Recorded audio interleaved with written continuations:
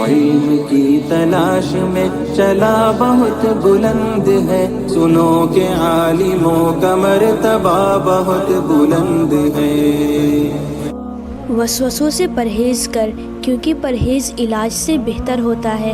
تیرا کام صرف صبر کرنا ہے، کیونکہ صرف اسی سے ذوق و وجدان پیدا ہوگا جس سے سب اشکال حل ہو جائیں گے۔ صبر سے شکر میں ایسی طاقت پیدا ہو جائے گی کہ وسواس کی گنجائش نہیں رہے گی۔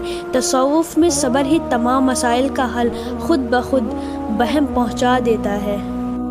حضرت سلیمان علیہ السلام نے لا علم میں ایک مشرک عورت سے نکاح کر لیا، جس کی پاداش میں ان علیہ السلام کی انگوٹھی ایک جن کے قبضے میں چلی گئی، جس میں سلطنت کا راز مضمر تھا۔ بہت پریشانی کے بعد وہ انگوٹھی پھر ان علیہ السلام کو ملی تو انہوں نے تمام دنیا کے بادشاہوں پر ترس کھایا اور دعا کی، اگر تو سلطنت کسی کو دیتا ہے تو اسے وہ کمال بھی عطا کر جو تو نے مجھے دیا ہے، لیکن میں جانتا ہوں کہ میرے بعد ایسا کوئی بادشاہ نہیں ہوگا جو اتنا بوجھ اٹھا سکے۔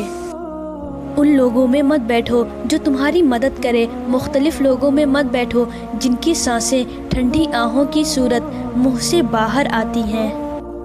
سینکڑوں ماں باپ کی بردباری اللہ کی بردباری کے سامنے ہینچ ہے۔ ان کے حلم اللہ کے حلم کے مقابلے میں ایسے ہیں جیسے سمندر کے آگے جھاگ جو کہ آتی جاتی رہتی ہے مگر سمندر اپنی جگہ قائم رہتا ہے۔ اولیاء کے اندر بھی نغمے ہوتے ہیں جن سے طالب انمول زندگیاں حاصل کرتے ہیں۔ ان نغموں کو حسی کان نہیں سنتے، اس لیے کہ انسان کی باتوں سے حسی کان ناپاک ہو جاتے ہیں۔ پری کا نغمہ انسان نہیں سن سکتا کیونکہ ان کے راز سے واقف نہیں ہوتا، اسی طرح دل کا نغمہ تمام نغموں سے بلند تر ہوتا ہے۔ بادشاہ کا ایک خیال ہو، اس سے سینکڑوں ملک تباہ ہو جاتے ہیں۔ بادشاہ کا ایک جسم اپنی باطنی خوبیوں کی وجہ سے ہزاروں لشکریوں کے جسموں پر حکومت کرتا ہے، اور بادشاہ کا جسم اس کے خیال اور فکر کا فرما بردار ہوتا ہے۔ اللہ جب کسی بات کا ارادہ کرتا ہے تو کلمہ کن سے وہ پیدا ہو جاتی ہے، اور جب اللہ تعالیٰ کسی قوم کو تباہ کرنے کا ارادہ کرتا ہے تو وہ فوراً تباہ ہو جاتی ہے۔ اصل خوبی باطن کی ہے، نہ کہ ظاہر کی۔ اچھی اور بری بو آسمانوں پر پہنچتی ہے، ہمارے تکبر کی بو، غصہ کی بو، حرص کی بو پیاس کی بو کی طرح سانس کے ساتھ ہونے کی وجہ سے پہچان لی جاتی ہے۔ اگر تو انکار کرے گا تو یہ بو تیرے خلاف گواہی دیں گی۔ گناہوں کی بو کی وجہ سے ہماری دعائیں مردود ہو جاتی ہیں۔ کئی لوگ بھی شیطانی صفت ہوتے ہیں، باتوں میں پھنسا لیتے ہیں اور راستے سے بھٹکا دیتے ہیں۔ جو دنیا میں شیطان کا دھوکہ کھاتا ہے، یعنی دوست نما دشمن سے تعظیم پر پھولتا ہے اور فریب کھاتا ہے تو پلصراط پر گدھے کی طرح منہ کے بل گرتا ہے۔ ایسے شریر دوستوں سے بچو اور لاپرواہ ہو کر نہ رہو۔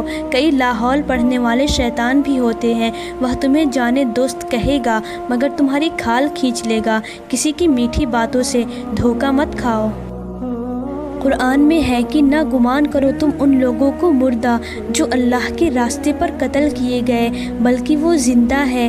منصور حلاج کا شعر ہے، اے معتمد لوگو مجھے ملامت کرتے ہوئے قتل کر ڈالو، بے شک میرے مرنے میں میری ابدی زندگی ہے۔ اگر اس دنیا میں سکونت سے میری جدائی نہ ہوتی تو اللہ تعالیٰ نہ فرماتا اِنَّ إِلَيْهِ الرَّاجِعُونَ، یعنی ہم اسی کی طرف لوٹنے والے ہیں۔